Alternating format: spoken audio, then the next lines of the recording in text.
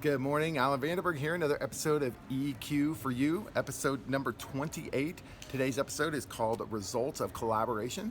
Coming to you actually live from Austin, Texas. We're at the Austin Record Show and Convention here in the spring of 2021. I've been here the last couple, 2 or 3 days, selling some records, autographing some books. EQ Killed the Radio Star. If you have not picked this up, you should do so. It's available at alanvandenberg.com, barnesandnoble.com, and amazon.com.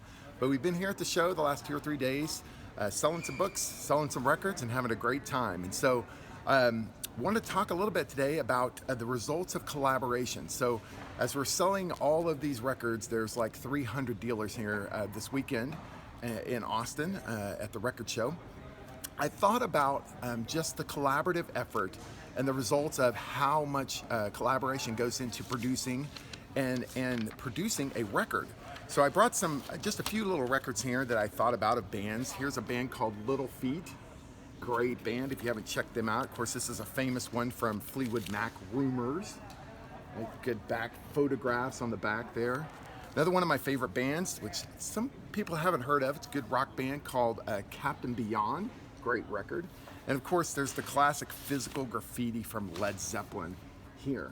So as I look at all of these albums that we have and just the amount of collaboration it took to produce one of these albums, if you think about all the things that happen behind the scenes, of course, you know the band, but what some people don't realize is if you get an album and you start looking at all the credits, the producers, the extra singers, background singers, all the different engineers, and all the people that had to collaborate to put out a record. Sometimes there's artwork that takes place. Of course, on this Captain Beyond is some incredible artwork that you see. So you've got artists, you've got publishers, you've got managers, you've got all these people that collaborate in a great and effective way to produce an album, whether it's old or whether it's new. It takes a lot of effort to produce one of these pieces of work, if you will. And so I was thinking about how organizations are the same way. Organizations are very much the same way as producing a record because organizations are there to obviously produce something. Either that's for a customer, or if it's a nonprofit, it's for the nonprofit organization and the people that they support. But very much like a rock band, the organizations are set up where you have, of course, the face of the organization. That's usually the CEO, and then you might have a board a board that runs that organization. And of course, you have the vice president staff and the director group, and you have all these different levels, and collaboratively they're working together. And so as you look at similarities between what it takes to produce a record and what it takes to produce a product in the industry, whether it's steel, whether it's food manufacturing, it's very similar in the collaboration that happens. There are organizations that work together very well to produce some output and some product. And so I started thinking about what are some of the keys to a successful collaborative organization. And I came up with 4. There's probably more, but I came up with 4. The first one is keys to a successful collaborative organization. Number 1 would be listening.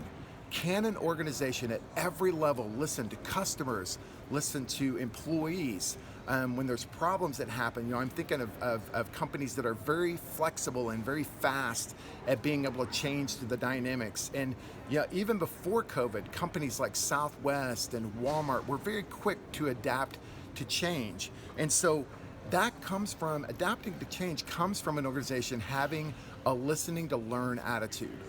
The second key to a successful collaborative organization is the ability to have very difficult conversations when needed, and those difficult conversations result in maintaining positive relationships with people.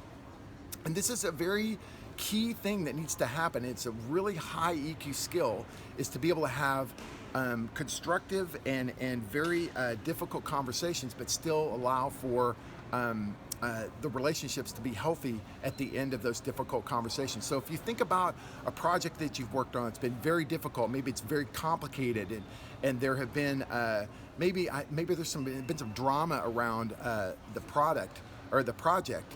You think about some of the difficult conversations that have occurred, and because of that difficult conversations, actually the result is relationships grow stronger rather than weaker. And I've seen that in teams over and over in my career, that when you have healthy, difficult conversations, the team goes stronger, not weaker. Actually, they become weaker when you don't have those difficult conversations. The third key to successful collaborative organizations is to have the right people in the room. I like to involve a lot of people, but I would also say I like to involve the right people. So do we have the right people in the room? And identifying that the right people to be in the room is sometimes a very tricky situation. Sometimes you have egos of why am I not in there, and different drama things that might occur when people find out they're not a part of the team. So that's where communication comes into play.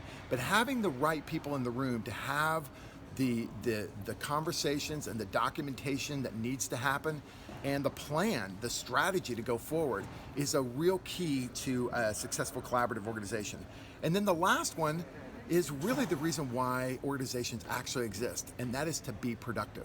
See, EQ and emotional intelligence, a lot of times people think of those as soft skills, and they are. And it's 75% of a team or a person or a team's success. But without productivity, emotional intelligence is just a nice training and some really neat things to talk about. A team that is collaborative is a team that is successful.